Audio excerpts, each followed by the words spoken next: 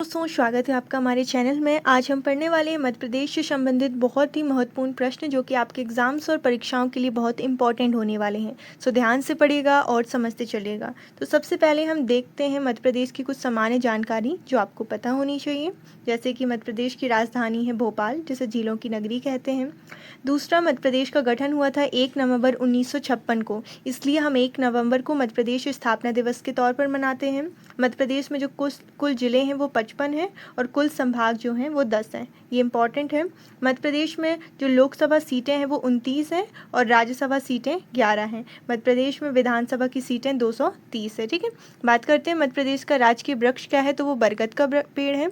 ठीक है, राजकीय फूल सफ़ेद लिली है। राजकीय पक्षी दूधराज है, याद रखिएगा। और राजकीय पशु बारहसिंगा है। और यदि पूछता है राजकीय फल क्या है, तो वो आम है। मध्य प्रदेश की जो प्रमुख नदी है वो नर्मदा है, जिसे हम मध्य प्रदेश की जीवन रेखा भी कहते हैं। मध्य प्रदेश की जो प्रमुख फसल है वो सोयाबीन है, इसलिए हम मध्य प्रदेश को सोयाबीन स्टेट भी कहते हैं। ठीक है, और राज्य के ज्ञान क्या है, तो वो है मेरा मध्य प्रदेश। तो ये बहुत ही इंपॉर्टेंट जानकारी है मध्य प्रदेश के बारे में जो आपको पता होनी चाहिए। नाउ अब हम पढ़ते हैं मध्य प्रदेश के महत्वपूर्ण प्रश्न। तो जो भी प्रश्न है बहुत ही सिलेक्टेड है और बहुत इंपॉर्टेंट है आपकी परीक्षाओं के लिए। तो चलिए शुरू करते हैं। ठीक है, नाउ क्वेश्चन फर्स्ट क्या है, देखिए मध्य प्रदेश कितने संभागों में विभाजित है।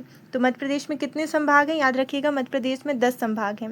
ठीक है, और ये पूछा जाता है कि सबसे बड़ा संभाग कौन सा है और सबसे छोटा संभाग कौन सा है। तो सबसे बड़ा संभाग क्षेत्रफल के आधार पर वो जबलपुर है और सबसे छोटा चंबल है। ठीक है, याद रखिएगा जबलपुर सबसे बड़ा संभाग है और चंबल सबसे छोटा है।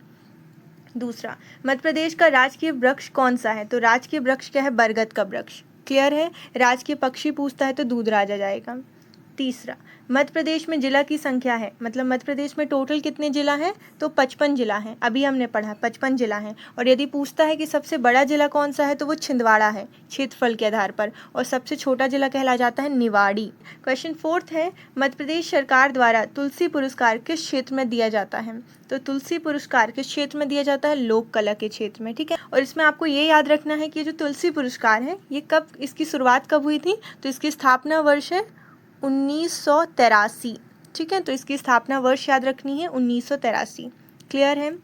फिफ्थ, कालिदास सम्मान किस क्षेत्र में दिया जाता है, तो कालिदास सम्मान जो है ये साहित्य के क्षेत्र में दिया जाता है, इंपॉर्टेंट है। ठीक है, नाउ अब हम देखते हैं क्वेश्चन 6, मध्य प्रदेश का कौन सा जिला शहद का सबसे बड़ा उत्पादक है, तो वो है मुरैना जिला। याद रखिएगा जो मुरैना जिला है, यह जिला अपनी सरसों और शहद उत्पादन के लिए बहुत ही ज़्यादा प्रसिद्ध है, मुरैना। सातवां है, मध्य प्रदेश की किस नदी पर कपिलधारा स्थित है, तो वो है नर्मदा नदी पर। तो यहाँ पर आपको ये भी याद रखना है जो कपिलधारा है ये एक तरह का झरना है जो कि अमरकंटक में स्थित है। और ये भी याद रखना है कि नर्मदा नदी का यह सबसे पहला झरना है। कौन, कपिलधारा। क्वेश्चन 8 है, मध्य प्रदेश में इंदौर शहर किस नदी के किनारे पर बसा हुआ है, तो वो खान नदी के किनारे पर बसा हुआ है। और जो खान नदी है क्षिप्रा नदी की सहायक नदी है, याद रखिएगा। ठीक है, क्वेश्चन 9 देखते हैं, मध्य प्रदेश में 64 योगिनी मंदिर कहाँ पर है। तो जो 64 योगिनी मंदिर है ये कहाँ पर है, ये याद रखिएगा, ये जबलपुर में है। ठीक है, 64 योगिनी मंदिर जिसे गोलाकी मंदिर भी कहते हैं, है ना। और यह मध्य प्रदेश में जबलपुर जिले की जो एक भेड़ाघाट नगर है वहाँ पर स्थित है 64 योगिनी मंदिर। तो इसका दूसरा नाम भी याद रखना है, गोलाकी मंदिर। 10th, मध्य प्रदेश राज्य की स्थापना कब हुई थी, तो अभी हमने पढ़ा 1 नवंबर 1956 में हुई थी, इसलिए हम हर वर्ष 1 नवंबर को राज्य स्थापना दिवस के तौर पर मनाते हैं। 11, मध्य प्रदेश के किस शहर में पशुपतिनाथ का मंदिर है, तो ये कहाँ पर है, ये मंदसौर जिले में है, याद रखना है मंदसौर जिले में स्थित है 12 है, मध्य प्रदेश का राजकीय फसल कौन सा है, तो मध्य प्रदेश का जो राजकीय फसल है वो है सोयाबीन। ठीक है, यह राज्य की सबसे प्रमुख और व्यापक रूप से उगाने वाली फसल है सोयाबीन। ठीक है, इसलिए हम मध्य प्रदेश को सोया स्टेट भी कहते हैं और इसे भारत की सोया राजधानी भी कहते हैं। किसको, मध्य प्रदेश को। नाउ क्वेश्चन 13, क्षेत्रफल की दृष्टि से मध्य प्रदेश का कौन सा स्थान है। ठीक है, तो याद रखिएगा क्षेत्रफल की दृष्टि से मध्य प्रदेश का जो स्थान है भारत में वो दूसरा है, दूसरा सबसे बड़ा राज्य है मध्य प्रदेश। और बात करते हैं सबसे पहले नंबर में कौन है, तो सबसे पहले नंबर में है राजस्थान। ठीक है, राजस्थान है। नाउ अब हम देखते हैं क्वेश्चन 14 कि मध्य प्रदेश की सीमा कितने प्रदेशों के साथ जुड़ी हुई है। तो मध्य प्रदेश की जो सीमा है टोटल 5 राज्यों के साथ जुड़ी हुई है। याद रखना है उत्तर प्रदेश है, गुजरात है, छत्तीसगढ़ है, महाराष्ट्र और राजस्थान है। तो ये टोटल 5 राज्य हैं जिनसे मध्य प्रदेश की सीमा जुड़ी हुई है। नाउ क्वेश्चन 15 देखते हैं, भोपाल गैस त्रासदी किस वर्ष हुई थी। तो याद रखिएगा 1984 को हुई थी। ठीक है, यदि वर्ष पूछता है तो 1984, बट आपको प्रॉपर डेट याद रखनी है 3 दिसंबर। ठीक है, 3 दिसंबर 1984 को हुई थी। 16 मध्य प्रदेश में पहली बार राष्ट्रपति शासन कब लागू हुआ था। बहुत ही इंपॉर्टेंट क्वेश्चन है, ये पूछा जाता है एग्जाम्स में। तो याद रखिएगा 29 अप्रैल 1977। 17वां प्रश्न, मध्य प्रदेश के किस नगर का प्राचीन नाम अवंती है। तो इसका उत्तर है उज्जैन। तो याद रखिएगा जो उज्जैन है यह शिप्रा नदी के किनारे स्थित है और इसका प्राचीन नाम जो है यह अवंती है। ठीक है, 18वां प्रश्न है, मध्य प्रदेश का सबसे बड़ा रेलवे जंक्शन कौन सा है। तो सबसे बड़ा रेलवे जंक्शन है इटारसी। ठीक है, नाउ 19 मध्य प्रदेश में कपास अनुसंधान केंद्र कहाँ पर है। तो याद रखिएगा ये खरगोन में है। ठीक है, खरगोन में स्थित है। क्वेश्चन 20 मध्य प्रदेश का उपनाम क्या है। ठीक है, मध्य प्रदेश का उपनाम क्या है, भारत का हृदय स्थल। तो मध्य प्रदेश की बेसिकली बहुत सारे उपनाम हैं, जैसे हम इसे भारत का हृदय स्थल कहते हैं, सोया स्टेट कहते हैं, टाइगर स्टेट कहते हैं, नदियों का मायका भी कहा जाता है मध्य प्रदेश को। तो बहुत सारे उपनाम हैं मध्य प्रदेश के। 21वां प्रश्न है, सोन नदी का उद्गम स्थल कहाँ है। तो सोन नदी का उद्गम स्थल अमरकंटक में है। तो आपको याद रखना है जो अमरकंटक है यहाँ से 2 नदियों का उद्गम स्थल है। एक तो हो गई सोन नदी और दूसरी नर्मदा नदी। ठीक है, सोन नदी की जो कुल लंबाई है ये याद रखिएगा 784 है। कितनी है, 784 किलोमीटर है। क्लियर है।